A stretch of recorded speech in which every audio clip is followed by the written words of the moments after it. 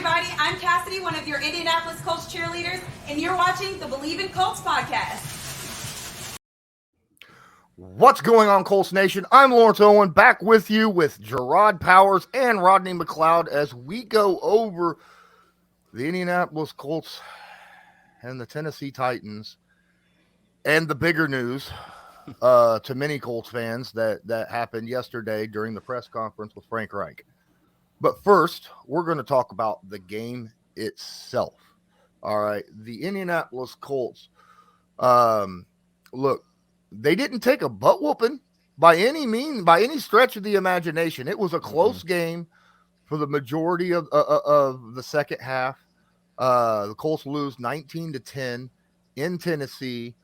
I think the defense played like heartfelt. I don't know how the defensive players out there could play as tough as they did the entire game, while the offense was just giving the ball back to the Titans all the time.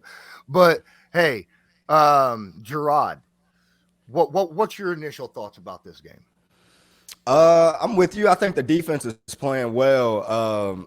The one thing I will tell fans is, you know, when you're playing, like especially like when you're an athlete and you're on a team and you're playing, especially on a professional level, and Rodney can attest to it, when the offense or when something that you can't control, another offense, like the offensive group, special team stuff that you're not on, you don't necessarily worry about, because you know that everybody over there is trying to figure it out. They're trying to, you know, do the best that they can as well. So when you're in that moment and like Rodney said, defense is playing great and all that, you're really just focused on your task at hand.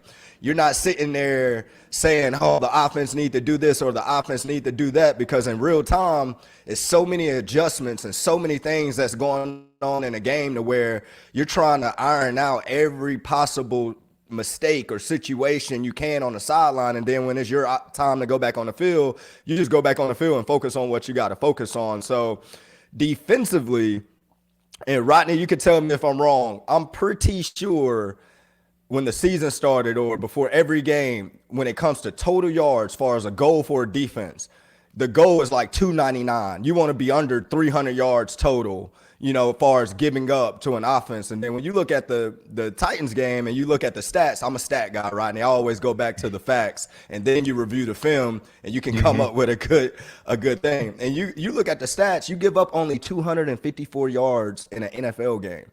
I'm telling you that's winning football all day.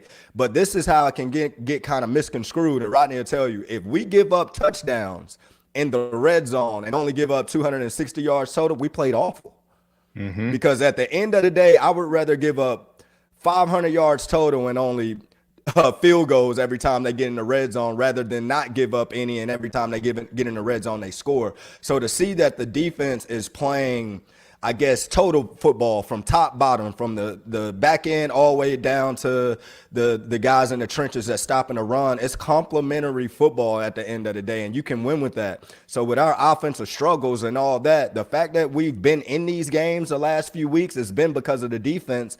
And I think now as a team, we know that, hey, we got to play to our defense. We have to play, you know, to what our defense can do, because if our defense don't play well, we don't have a shot at all right now, just in my opinion. So every week these guys going out there and playing at the way that they're playing, I just think they're going to continue and get better and better and better, and the turnovers are going to come. I think that's the only thing we've been missing as a defense, is just getting more turnovers, and I think that's going to happen because, like Rodney again can attest to it, turnovers come in bunches. I mean, you go weeks without touching the ball in the game, then all of a sudden you get a little PBU here and you get a little tip ball there, and they just start rolling. So I think that's what's about to happen with our defense. I think we're about to start changing the game and the outcomes to some of these close games, because the turnovers are about to spike up as far as we taking the ball and not giving it away. Basketball is back, and BetOnline remains your number one source for all your sports betting needs this season. You'll always find the latest odds, team matchup info, player news, and game trends at BetOnline. As your continued source for all sports wagering information, BetOnline features live betting, free contests, and giveaways all season long.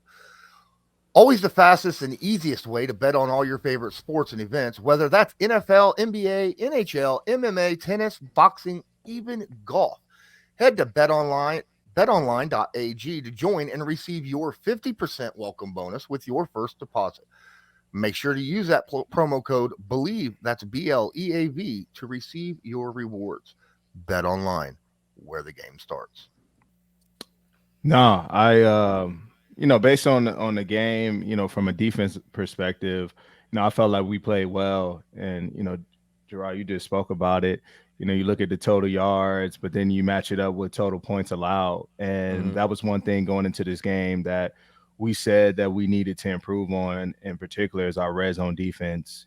Third down, we're doing a fairly good job, but particularly in the red zone, we've given up a lot more points than we would have liked. And if we could find a way to maybe get 2 stops, make those 3 points instead of 7, man, that gives our team a great chance to win. And so this was the number 1 ranked, red zone offense coming into it. And we held them to 4 field goals, and that's what you want to see. But selfishly, we feel as though we still didn't do enough, because you have to be able to analyze the game that way. Like, yes, we're giving ourselves credit. We did a good job, but it wasn't good enough. How do we create more turnovers? We know that the opportunities in the air were very limited, but how do we get the ball off a Derrick Henry, knowing that they gave him the ball 30 times? How many strip attempts did we have, or opportunities did we leave out there? Could we have been better on maybe a couple third downs to get off the field and give our offense another chance to put points on the board, because it's all about field position. And so, I look at a couple third downs in that game, one that I was a part of. Man, there's so much that goes into that play and the details along that play that mattered, that would have helped us out.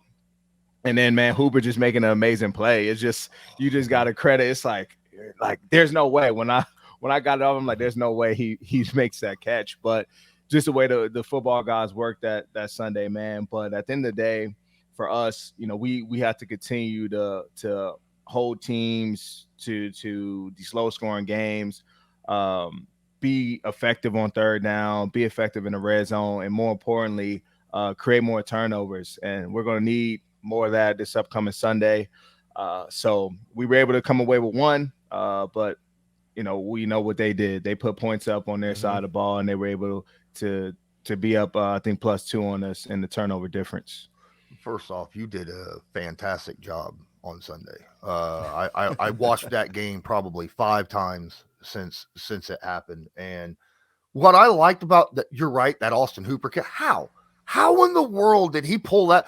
That was some Julian Edelman crap, wasn't it? Yeah, I mean, that's what I was gonna say. Like one of those David Tyree moments in the Super Bowl. Like you're like, come on, like on the replay, it looked like when he was going to the ground, like when he got hit and the ball comes out as he was going to the ground, it kind of, when he's bracing his hand down, the ball falls on top of his hand. So it's kind of like, it was just weird. It's just like, damn, the ball did not touch the ground. They put the sticky on the top of the glove now. Like, that was a heck of a catch, though. Heck of a catch by them. The Colts defense, I don't know if there's a better team in the NFL at gang tackling.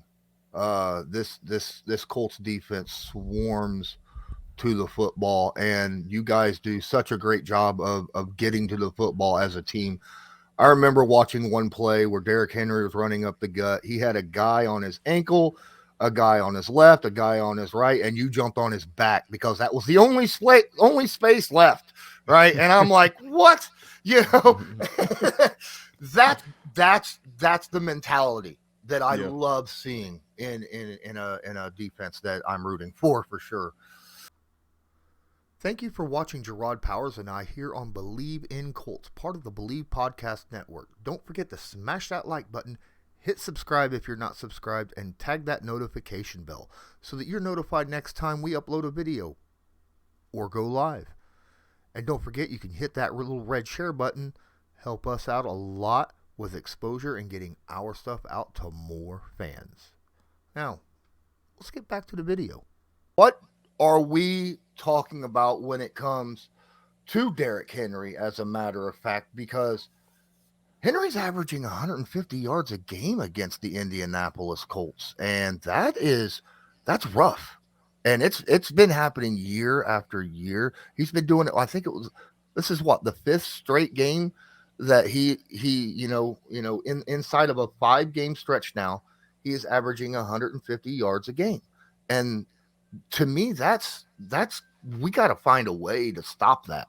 We had him for the most part in the first half. I think he was averaging like 2.3 yards a carry, and then obviously the second half happened and he broke a couple runs. He broke a couple, not huge monsters. I think he had one for like 25, which it's Derrick Henry. That kind of thing is going to happen occasionally. But what was some key moments in this game besides obviously the Austin Hooper situation that we just got done talking about? Some key moments that you remember in this game that that either you wish could have happened a different way or that you saw one way and think that maybe we could have reacted a different way to maybe make a bigger play on a situation? Yeah, it was. I think when you look at Derrick Henry, they gave him the ball 30 times, and I think because we gave up 2 late explosive runs, maybe one for 23 at the end of the game to kind of seal it, another one for like 11. That actually put him over the 100-yard mark for the day. But he's a massive guy, and I think that's what makes him, who he is. His body frame, his ability to run behind, his offensive line. He does a good job at not losing yardage and always finding a way to fall forward. So you got to tip your hat there. And I feel like we did a great job. But a couple runs that led to creating points. One, they ran a stretch earlier in the game. I think Gilly made a heck of a tackle and got it down. And that may have went for about 25 yards itself. I think we only gave up maybe 7 explosives on the day and a couple runs and a couple passes. So that in particular, that led to them being able to kick field goals. And I think when we looked at it and talking to Gus, every time, we gave up maybe one explosive, it did lead to points, right? And we talk about the explosive game plan every single week is we got to limit those as much as possible. And like I said, I felt like we did a fairly good job for the most part, but that play in particular hurt. I think you look at a 3rd and 8 where Hooper may have called in the flats and we kind of had them there. We make a better tackle. We're off the field. And those are the missed opportunities that we're talking about, right? Because we felt like there weren't much, we didn't get many opportunities to create turnovers, but there were opportunities for us to find a way to get off the field a lot sooner than we did. And, we're just looking at that and being very critical of ourselves. And so those are a few plays that stand out to me and put them in position to be able to kick field goals. And on that last field goal, man, Ben came right through. He almost had it after looking at the film. So, man, guys put it on the line, man. They put their bodies on the line, and we knew what was at stake. It was a chance for us to be in control of our own destiny. But, now, that's obviously behind us, and we have to move forward. And it hurt. It crushed us, but nobody's going to feel sorry for us moving forward. So pick yourself off the ground, man. Get up, brush your shoulders off, and let's get back to work. Jerraud, you've been watching every game of the Indianapolis Colts this year. We've seen the offensive line struggles. We've seen Matt Ryan turn the ball over more than anyone in the NFL, whether it's most interceptions on the season, the most fumbles in the season. I think he leads the league in sacks taken, I think, also. What are your thoughts on how the offensive line and Matt Ryan played this past game? Oh, obviously not good enough. I mean, at the end of the day, I mean, it's a win league. You want to win every game that you play, and then the ones that you lost, I mean, it hurts you. Whether that's losing a job, whether that's losing a division, or whatever the case may be, losses hurt within the organization. So when you watch the O-line play and you watch, Matt Ryan play right now. I mean, it's just not winning football. We're not doing enough to win games and to sustain offensive success. I mean, we got players. It seemed like the wide receiver group is starting to come around. Guys are starting to, elevate their games a little bit, depending on the circumstances. I think right now we need to for surely clean up the offensive line issues. I don't know what's the main issue. I don't know if it's a chemistry thing, the right guys in the right place, or whatever the case may be. But we're going to have to find ways to be successful in the run game somehow. I don't think it's like the pass game that's killing us. It's our inability to be able to be successful within our run game. And that's our best player, Jonathan Taylor, and he can't, create lanes and create holes for himself. Now, he runs hard, and I'm not saying that the O-line's not playing hard, but we just have to figure out what we have to do to kind of shore up some of these lanes, because as Rodney will tell you, if we're able to run the ball, those guys get longer breaks, when they're off the field. When we're able to get first downs and, move the ball and have success in the running game, man, it just makes the whole feel of the team goes better just because the machine is going. But whenever you become one-dimensional, I mean, it's just hard to play that way. When you can't do one thing and you're forced to do another, I mean, it's just hard. It'll be like on defense, if we can't stop the run, I mean, if we're just stopping a run and we force a team to just only pass, it's going to make Rodney's job and all those other guys' job a lot easier, because you're going to know what's coming, at the end of the day. So we're going to have to find – we're going to have to find some way to get Jonathan Taylor and Hines better rushing lanes. But at the quarterback position, I mean, we just got to protect the ball. I mean, that's our main problem right now, is just we're giving the other offense way more opportunities to come on the field against our defense than us just settling for a punt or going down and score, moving the field position and all that. But we just can't continue to give the ball away at the quarterback position. Absolutely, you can't. Look, Rodney says, that they don't really. You even said, actually, Jerraud, that the defense, when you're a defensive player, you can't really, think about what the offense is doing. But in all honesty, if they keep giving the ball away, that just makes it hard, right, for a defensive player. No matter whether or not, it still makes it more difficult, especially if you turn the ball over in the red zone. I guess that ain't too bad. It's not as bad. The only problem is if it's a pick six in the red zone, then that's point differential, big time, right? Like that pick six, that's a minimum 10-point swing right there, right? Minimum. So yeah, that right there was the game.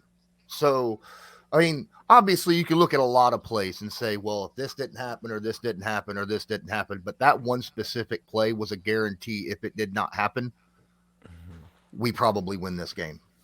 But hey, so Rodney, I'm not obviously I'm a fan and an analyst. I'm not a coach. I'm not a player in the NFL, but just suggesting,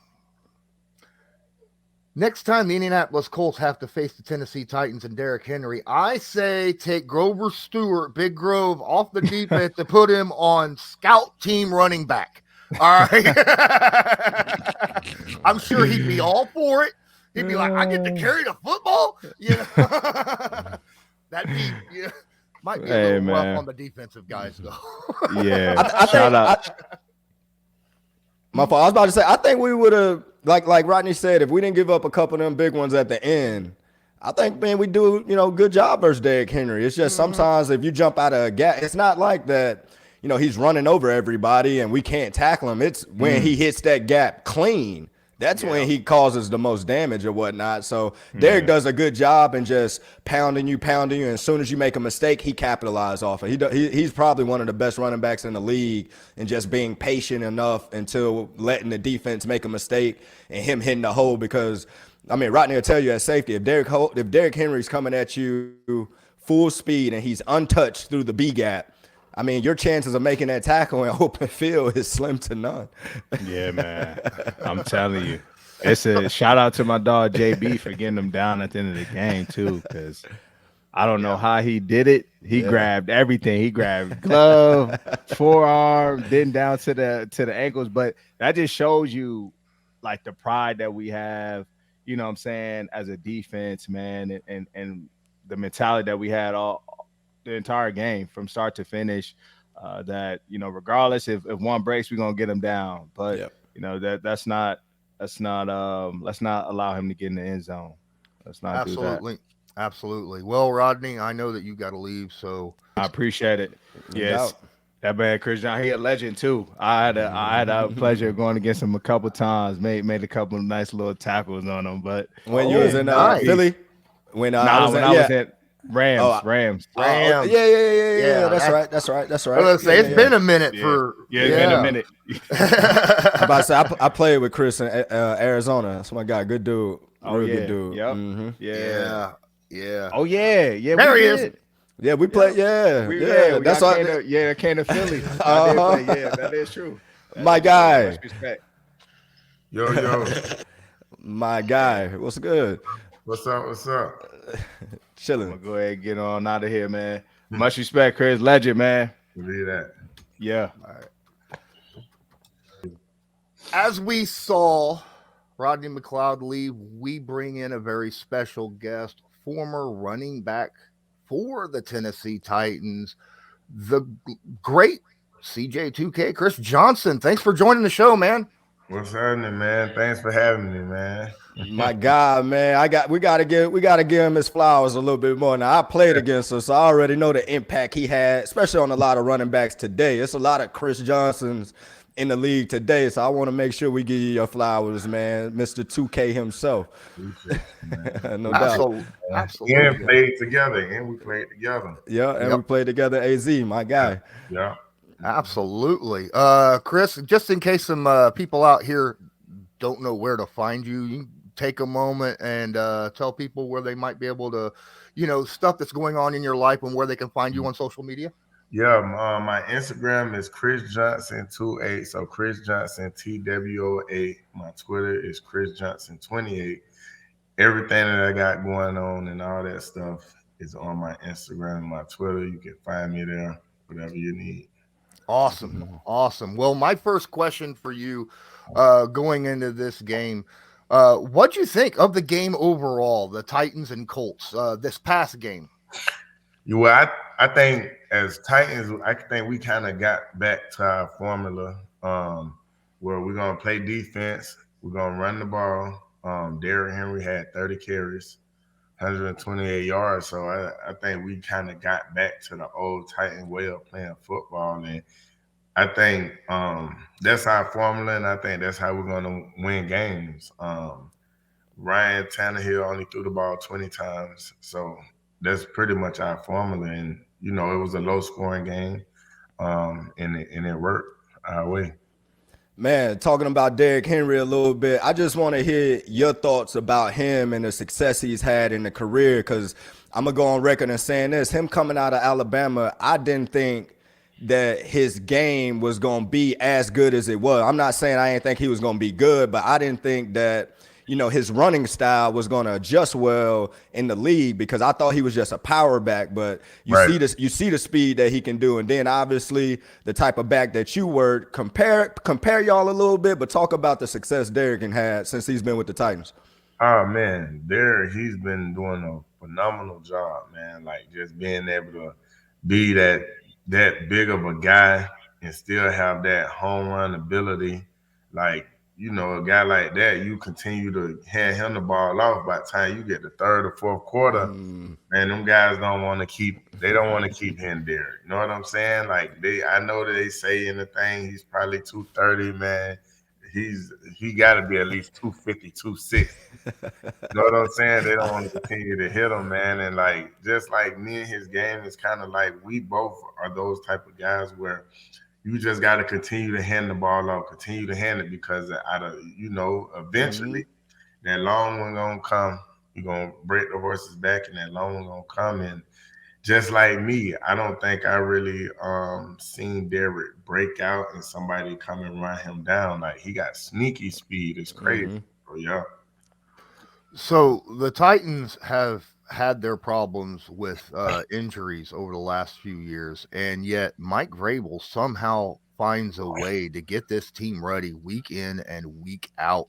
What have you seen from this coach, the Mike Vrabel led Tennessee Titans that can attribute to that? Man, it's just crazy. Like, man, ever since he got in, like it's like the next man up approach. Like every time, and like someone is always stepping up. Like shoot, last year when Derrick got hurt, we had Foreman step in, and he was going crazy. You know what I'm saying? So it's just like Yeah. always that next man up approach. And what I don't think a lot of people understand is like, yes, you might have your starting offense or your starting defense, but everybody that's if you able to make it to the NFL, everybody is good. Play. You know what I'm saying? Yep. So it's just we've been blessed to have that our backups is not a big drop off from the starters. You know what I'm saying? So going with that next man approach, man, it always worked out for us. Man, what do you see this? How far can you see this Titan team go? I mean, like you talked about Tannehill. It's obviously that Vrabel and the Titan coaches, the B is not going to put it in Tannehill's hand to win a game. We know it's Derrick Henry's team, but you look at them defensively, man, for years. That's to me, that's been kind of the backbone a little bit, and they got some guys in the secondary can play, linebackers that can run, a good D line. How far do you see this Titan teams going? Far as deep in the season playoffs, what you think? Man, I think we go far. I think we go far. We started off pretty slow. Derek included. You know what I'm saying? Start off slow, but everybody always know that the defense is gonna be far ahead of the offense. It's just like that. The offense, they Yeah. eventually catch their stride throughout the season and stuff like that. And I think we right where we want to be. We know if we stick to what we do, if we run the ball, keep it in their hands. Don't let Tannehill go out there and throw it 30, 40 times. No, we need to run the ball, and play defense. You know what I'm saying? Just play defense. I think we'll be all right. I think we can definitely get in them playoffs, and we are built for the playoffs. For the playoffs. Man, when you get in the playoffs and it's cold, bad weather, you got to have a running game. I know they say defense win championships, but I believe running game win championships. I like that. I think it kind of goes hand in hand in the playoffs in the cold weather. Running game, defense. Running game, defense. Mm-hmm. Take us back. That Austin Hooper catch late in the game. What was that? All right. What was your reaction to that catch? Man, it was crazy, and I ain't gonna lie, man. Like before, when Austin Cooper, when he was with the Browns, I had him on my fantasy team, and he wasn't doing nothing for me. Now we got him over here, and he's making plays, man. That catch, it was just awesome, man. It was crazy. This channel is proudly sponsored by the Backroom Collection. They do beautiful sports canvas art with football, basketball, baseball, and other sports themes. Special orders are accepted and autograph pieces are available. Many Indianapolis Colts signed pieces will be available beginning in November. Just use your discount code CL10 to purchase the pieces you want to spice up your living area. That's CL10. How often do you get back to Nashville? I mean, I know you like a god in Nashville when it comes to you going back to the Titans, and everybody love to see you.